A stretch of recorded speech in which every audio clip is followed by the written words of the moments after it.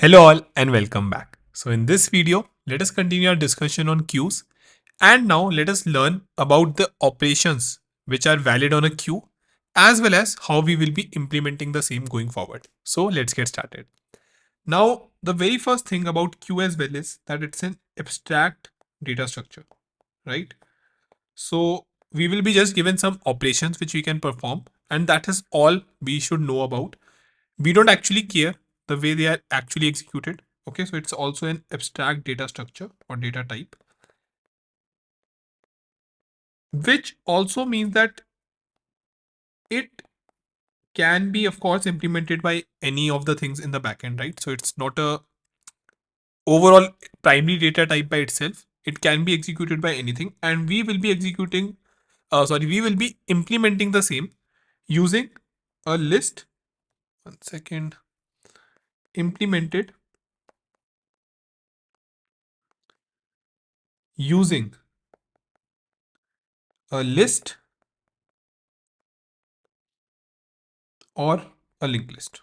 Okay, so the same thing which we are going to follow, a list or an array. Now using them in a way that both are kind of synonymous in Python, though we know the basic difference as well in list and an array, right? So the understanding is going to be the same. Now let us understand what are the different operations which are involved. Okay, so the operations which are involved in a queue. Let us think of a generic queue which will be in front of us, let's say like this, and say there are some people here. Okay,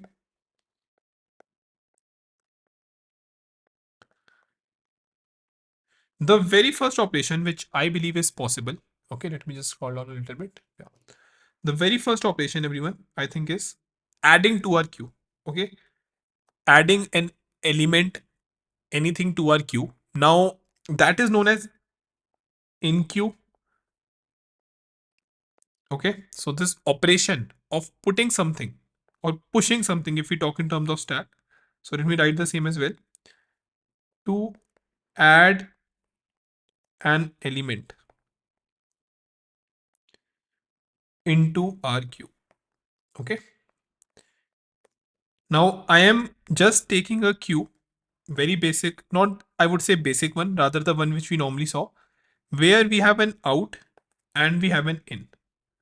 Okay, so there are some variations which we are going to discuss in the end, where like a queue is actually taken where we can have multiple entry and exit points. So many queues like that is actually a double-ended queue we say, which we are going to discuss in the end.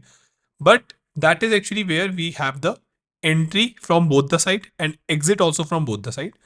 But in this particular implementation, we will be taking the basic queue where we can enter from one side and get out from the other side. Okay, great. So the next thing is, of course, if someone can get in, then a person can get in as well. So that is known as DQ. Everyone, the other operation is known as DQ. One second. Yeah. So DQ is just when we remove an element. Okay, so this will be analogous to pop, where we were along with removing, be returning the element as well. Okay, so that is known as DQ, remove an element from our queue. Great. Next one is, as we can all see, size.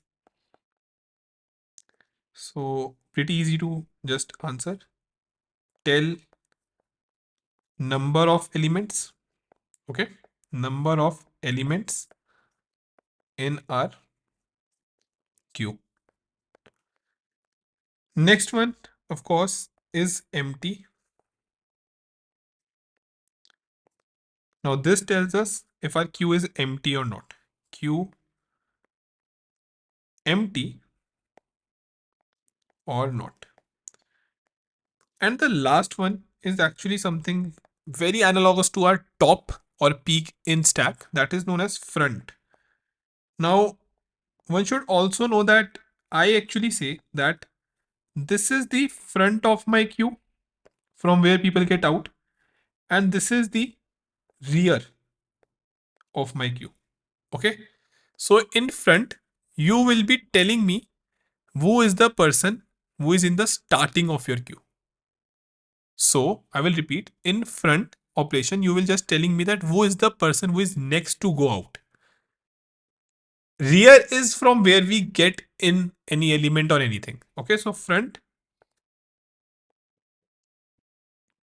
return, not remove, just return the element next to come out. So I'm writing these definitions so that it's pretty easy to understand just by reading this one line. So to come out. Okay. Great, everyone. So I hope this is clear. Now, in many places, you will also find a back along with front. Okay. That just tells you the last element which was inserted. So you can remember it like this. Front gives you the oldest element overall. The back gives you the newest element. Okay. Which was entered into our queue. Just make sure that you understand this and not get confused, because when you learn so many data structures, with time you might get confused in what front or rear is. Okay, so great, everyone. Now again we will be implementing the same. So the idea will be that I will be using a linked list or a list, right? So we will be using a linked list or a list, and in that we will try that we are able to limit the overall functionality and just expose these 5 methods, right? So in a very similar way we did in stacks, we are going to implement queues now going forward. Since we have done the major heavy lifting in stacks, got the basic idea how to use them, it will be a lot parallel and comparatively easy to implement queue using the same thing. Just would request you to please make sure that you see the videos in stack as well. Though we will be starting from scratch only, but it will be helpful if you have an idea about that from the stack videos. Okay, cool then, everyone. Let's meet in the next video.